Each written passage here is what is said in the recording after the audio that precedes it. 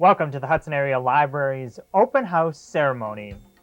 On Saturday, October 21st, 1995, the Hudson Area Public Library celebrated its first move in some 91 years to a much larger, brighter, and newer location.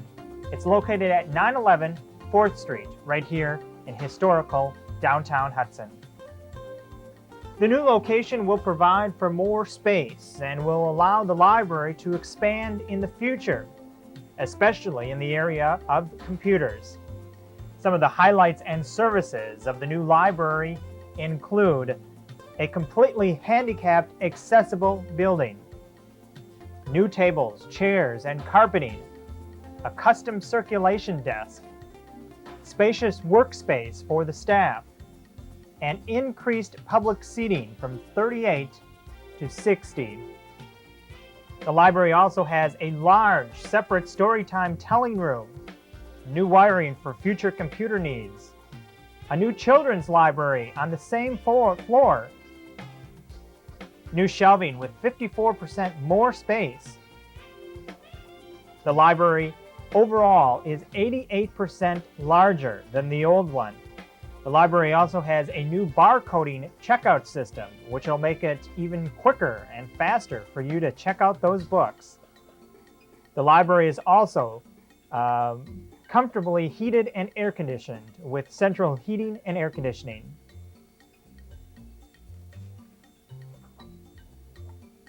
We stop for a moment and we look back at the library that everyone enjoyed, located at 3rd and Locust.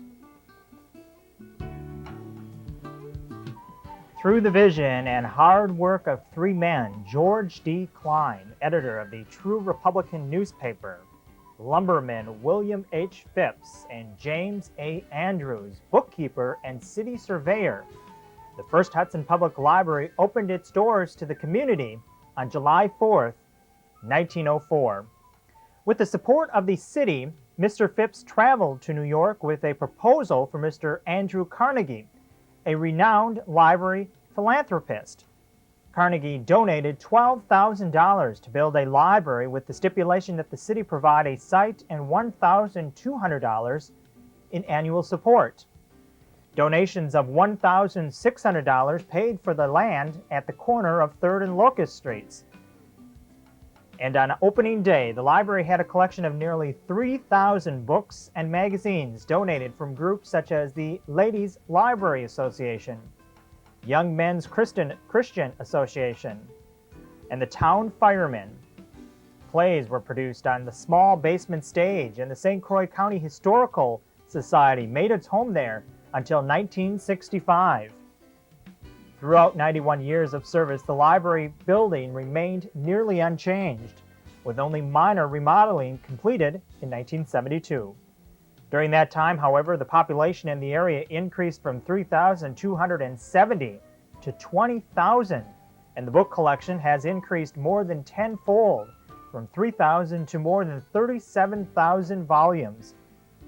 With the 1995 move to the new site at the corner of 4th and Orange Streets, the Hudson Public Library will continue to grow and serve residents in the St. Croix Valley and the surrounding area. As you walk into the new library and through the front doors, you will be greeted by a large lobby area. The new library is split into two major areas. One, the adult section, and two, the children's library. Here's what the new library looks like.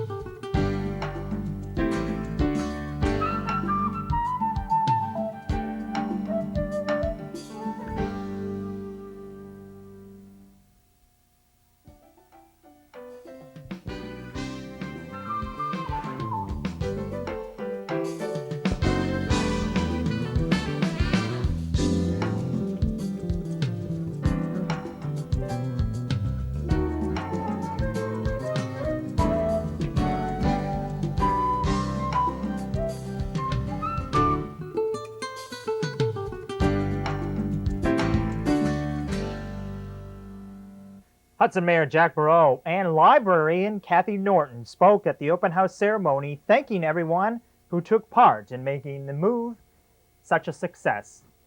Now have your attention, please. I want to welcome everybody to the grand opening. There's a little snow out there, and I'll tell you, a lot of people have come out for this.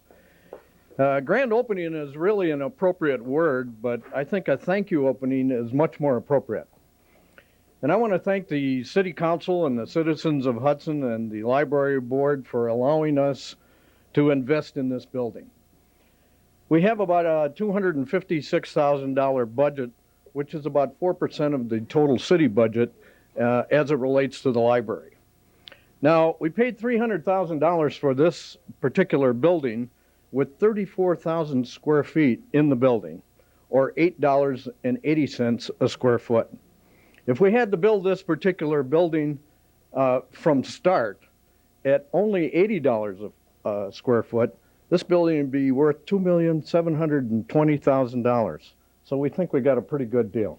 Hope there isn't anybody from the county board here to, to give me heck about that. The library is renting the first floor at no cost to their budget, and we'll be renting the remainder of the building until we move and expand the library. And basically, this is a community building. We'll have the community action people here. Channel 10 will be moving into the basement, and possibly our city attorney and the economic director from the county. And we still have a 60-seat capacity room upstairs for a community room, which we hope to be opening very soon. I want to thank all the volunteers and the people who gave their time, their money, and their expertise, and especially Northland Electric and MPO and Dick Walschmidt for the furniture, St. Croix Cabinetry, Baldwin Telecom, Sherman Electric, TRW Furniture, Capital Furniture, Tom Evenson Plumbing, Valley Cartage, and Dennis, and I can't remember Dennis's last name, the painter. Oh, what's his name, right, as Hank would say. This building, in addition to, just as you see it, has a real good furnace and central air conditioning. As you know, it's handicap accessible. We have new tables and chairs, and everything that you see in here is new. Increased seating from 38 to 60 people. We have a separate story room, and in the past they used to use the City Hall for that. We have a great children's library, and I just feel great about all the kids that are coming here during the week to spend some time here. It's really been wonderful. It's all on the same floor, and we have probably 54% more shelving in this existing library than we had in the old. The county was also gracious to fix our roof here. It cost them about $12,000, and all the time that Hank and I spent in here with buckets and trying to stop the water, that was a great improvement. I especially want to thank Tom Irwin.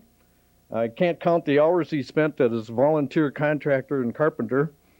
And when the fellas were putting in the shelving, Tom was down here and was really running the operation. And this one guy came over to me and he said, "Who is that little guy?" I said, "Why?" He says, "I want to hire him." He said, "Man, I'm getting more work out of my people than they ever did before." I said, "No," I said, "He's a Northwest Airlines pilot." The guy said, "Come on," he said, he knows too much about carpentry to be a pilot. So Tom really did an awful lot. I also want to thank Hank Paulson, because Hank, I think his wife thought for a while he was going to have a bunk down here and sleeping every night. And we spent a lot of time here in the evening working.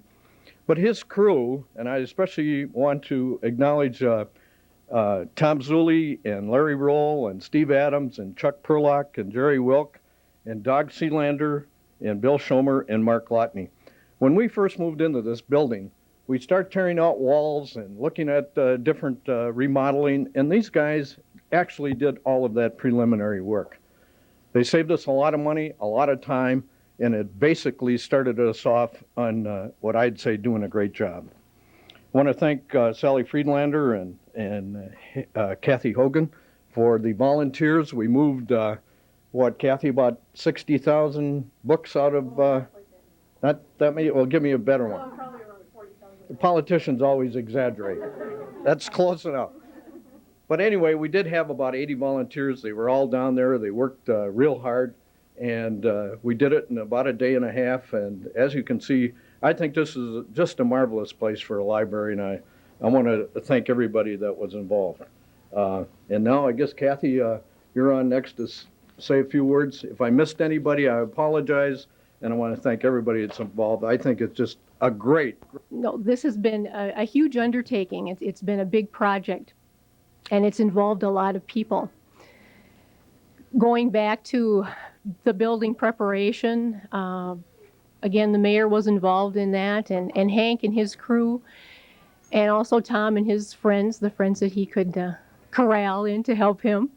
And so that preparation was done. And then, of course, the move, which was probably 2 of the hottest days of the summer. But as the mayor said, we had a lot of volunteer help, and it couldn't have been done without you people. And if you have taken a stroll through the library, you will notice that we are acknowledging that in as many different ways as we can, because we appreciate our volunteers. We also then have to thank the people who helped us with the barcoding. That was a project that really took place before we moved, but we would not have been able to open with our automated checkout without the help of many volunteers for a 2-week period. That was a huge project, and we're all glad that it's done. Through all of this, I want to acknowledge our library staff, because they have kept the operation going. We weren't closed. We were closed for a week for the move and for the barcoding, but other than that, we were open to the public. And we had not only that type of service to provide, but then we were also working on our automation project, getting that all together and completed, and also focusing in on the move. So I want to say a big thank you to our library staff. Thank you.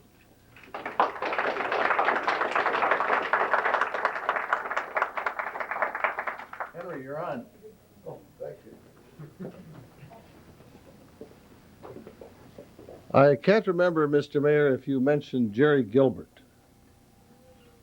I think did I mention his company? If not, I apologize. Okay. Jerry Gilbert, one of the old Hudson guys that went to school here, was the person that donated the truck so we could get all of the books up here. And if you people that were around noticed who was running the hydraulic lift with my thumb, that was me. And that was the hardest job of the whole move. Was people are laughing, Jeff. But that was the hardest job, because you had to make sure that lift was up even with the bed of the truck. The other person is Joe Perch, who owns Empire Manufacturing. We had trouble with a few things in the building, refurbishing some things. And he, in his company, which is Empire Manufacturing, made the parts for us for this building, free. So there were 2 people that really helped us out. And we're really happy to move into a building like this that is so efficient.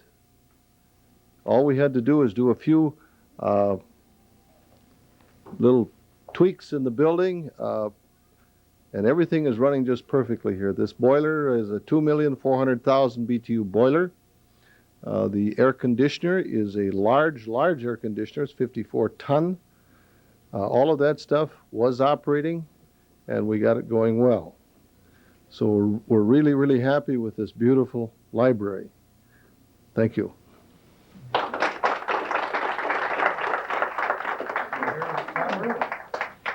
Well, when I come back in fourth in line, I guess there's not much else to say, but I'd like to say that being a library board member has proven to be probably one of the most rewarding ways I think that I have been able to contribute to the community. And my involvement in this all started with a letter to the editor. When the county abandoned this building, there were a lot of people, including myself, that thought that this would be a good place to expand and grow the library. And that was taken under study by the board, and consultants were brought in from the Twin Cities area. And the project seemed like it was going to die out. And old-time Hudsonite knocked on my door one night. Hugh F. Gwynn, and if you don't know the code for the initials, in Hudson lingo, that's Old Hugh. And he knew that I had construction background, and he wanted to know what I thought. And so we kind of started, we went and got a copy of the report and started going through it piece by piece to try to see what was said. And we really thought that there was some errors, and we could maybe try to revive this project. And during that process, we attracted the attention of another longtime Hudsonite, who's our mayor, Jack Bro, and he had the same vision and ideas that we had. The next thing I knew, I was on the library board, and Peter Post was the liaison between the board and the Common Council, and the momentum just grew. The next thing that happened is we bought the building and got appropriated an amount of money to start a refurbishing process. And I think what's important to note is that we had professionals who do this every day for a living, who gave us a rock bottom price to do essentially this one floor refurbishment that we have for $322,000. And we've completed this thing for $80,000. Now, that doesn't mean that there's all that much profit in it. What you have to realize is this has been a large contribution from community people who have given of their time. During the busy summer, Hank Paulson's Public Works people scratched for every open hour they could find to come in and demo all the walls. And I mean, there were piles and piles of concrete and cinder blocks and clay tile, and I don't know where they went, but Hank got rid of them. And the library staff had to do their normal duties and come up with the expanded space and figure out how they were going to lay out the whole Dewey Decimal System from the old library and transfer that to the new one. And then we had a lot of outside business people. Steve Matz from NPO and his people did the end panels, the canopy tops, the circulation desk, tables, and study carrels, and a lot of that was below cost. So St. Croix Valley, where we got all the chairs, they had just started a new chair line, and now we've got great color-coordinated chairs to come in here. They gave us a great price on that. Other friends of mine, like Pete Tolerita, Jeff Hammer, the Sally Friedlanders, and Kathy Hogan brought in volunteers. I don't even know who all these people were, but they came and they helped, and so we had a lot of support from every area that you can imagine. And I think that this has turned out to be a textbook example of what a community can do for themselves when people pull together the talents within their own organization. And I think we can all be proud of what we have here, and I'd like to applaud everyone who contributed of themselves to make this renovation project a success. Thank you. Great.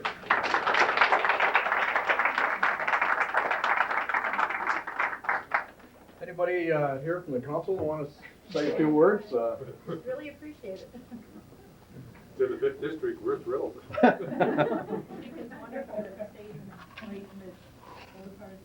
Good, good.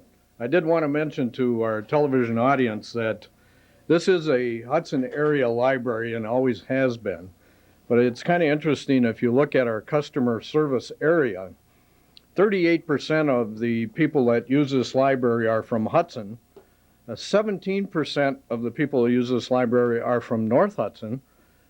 About 9% are from the town of St. Joe, 23% are from the town of Hudson, and 6% from the town of Troy, and about 1% from others in St. Croix County. We even have about 26 people from Minnesota and about 1% from outside the county. So we're continuing to call it a Hudson Area Library. It's basically taken care of by the city of Hudson. But we love to have people here. We think it's just a great central area for people to come. And as any politician will do, we'd love to have you understand what the next objectives are. And if you can help us out monetarily, we'd certainly appreciate that. And I want to thank everybody for coming today. Thank you. Thanks, Jack. And with that great turnout, the Hudson Area Library has celebrated their open house and is now ready for business. The library is located at 911 4th Street in the old County Courthouse building. The library will be open on Mondays through Thursday from 10 a.m. until 8 p.m., Fridays from 10 a.m. until 5 p.m., and on Saturday from 9 a.m. until 2 p.m. They will be closed on Sunday. The library also offers a wonderful story time hour for 3, 4, and 5-year-olds. It's held on Thursdays. There's a one session at 10:30 a.m. Now this session is just for the children. This is where the children can come on in, sit on the floor, and listen to songs, story hours, and puppet shows. Then they have a session at night at 6:30 p.m. This is where the parents and the younger siblings can come on in with the child as well, sit on the floor, and enjoy the same story hour that took place at 10:30. It's sure to be a great hour of fun for everyone. Well, on behalf of Mayor Jack Barreau and librarian Kathy Norton, I welcome you to stop and visit the spacious new library at 911 4th Street. We're sure you'll enjoy it.